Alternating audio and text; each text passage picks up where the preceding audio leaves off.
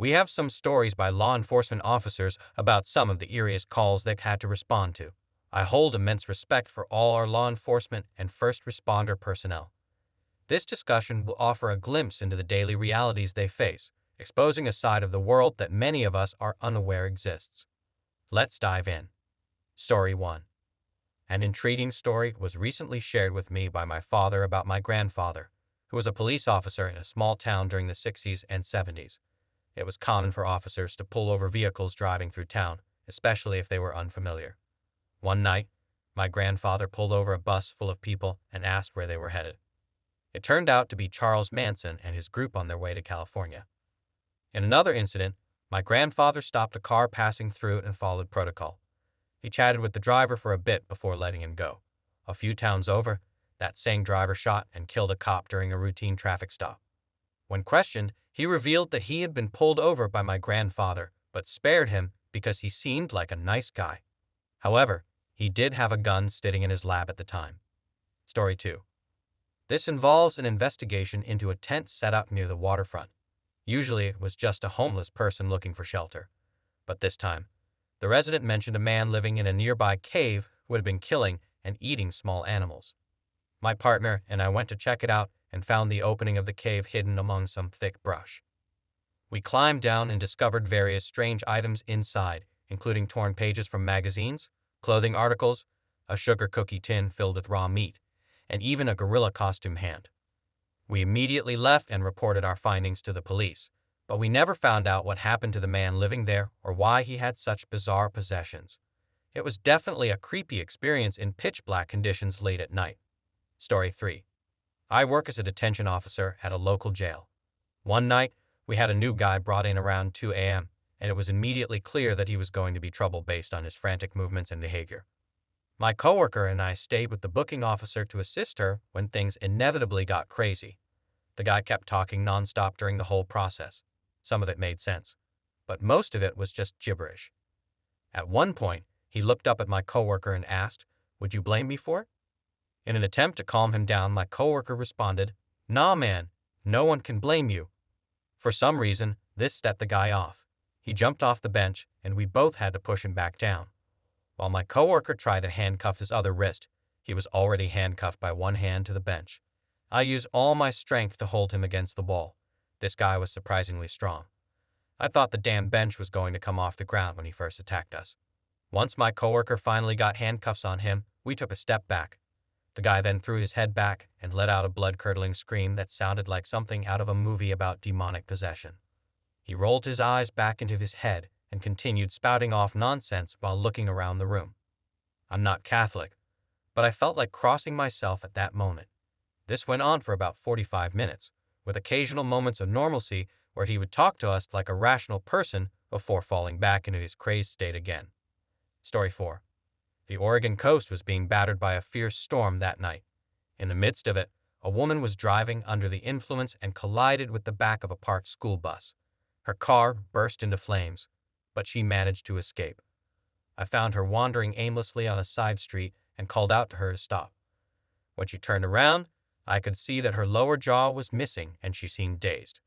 Her tongue protruded from her neck as she attempted to speak. She ultimately survived the accident, but required extensive reconstructive surgery. Story 5. It was Halloween night, and I was working the overnight shift. I drove to one of the smaller lakes outside the city limits, popular among teenagers for drinking. The lake was surrounded by luxury houses, and as I made my way through the neighborhood, each road led to a small 2-lane road that circled around the lake. As I slowed down at a stop sign, ready to make a turn, my headlights caught something on the rock wall surrounding the lake. It was just a glimpse in my peripheral vision, but it piqued my curiosity. I backed up to take a closer look and saw a man hanging from one of the large trees that lined the walking path. At first, I thought it was a Halloween decoration. This neighborhood really goes all out with their decorations. But as soon as my flashlight illuminated him, I realized that it was a real person and he was dead. Just as I was about to call it in, I noticed a group of kids heading towards me on their trick-or-treating route. Panicked, I quickly ran back to meet the parent who was accompanying them and told her to take an alternate route because of what had happened. It turned out that the man was only 20 years old and had recently been broken up with by his girlfriend. They lived in the last house on that block, which meant she would have seen him hanging when she looked out her window in the morning. Story 6. We received a call to assist an ambulance at a specific address where a woman was having what appeared to be a seizure. When we arrived, we found a small and frail Singaporean lady being restrained on the floor by a paramedic. She was kissing and fighting against him, attempting to bite him repeatedly. Her eyes were completely dark with no trace of white. It took myself 200 pounds, my partner for the evening, tilled 180 pounds, and 3 other paramedics to restrain her. She continued to struggle and try to bite, with veins bulging out of her neck. She was fixated on something in the corner of the room, screaming at it and begging it not to kill her or us. Her husband, who was oddly calm throughout the whole ordeal, informed us that this has been happening since she returned from visiting a holy site in Singapore. Normally, her sister would stop it by putting some powder in the form of a cross on her forehead, but unfortunately, she was out of the country. In the end, the woman was taken to the hospital for a mental health assessment by the paramedics. I often wonder about the outcome of the situation, but unfortunately, I have no way of finding out. Story 7. Although I'm not a police officer myself, my dad is, and he told me about a strange call he once received. A woman had reported that men were breaking into her house, but when my dad arrived, it was immediately clear that she wasn't in the right state of mind. She kept muttering and acting jittery, and her house was covered in crosses on every wall. My dad calmed her down and searched the entire house for any signs of entry or unusual activity, but there was nothing. The woman followed him around and pointed to random objects, claiming they were moved by the intruders. My dad found the whole experience eerie, being in this woman's home at night, surrounded by crosses, and listening to her ramble on. In an effort to ease her fears, he did a thorough sweep of the house to make sure no one else was inside. But what made it truly creepy for him was how she would periodically declare, "They're here again," or if he's right behind us, I can feel it. Story 8. As the resident director at a student dorm, I often receive calls from overbearing parents who hadn't heard from their child in days. Occasionally, I'd have to do wellness checks, but I was never really concerned.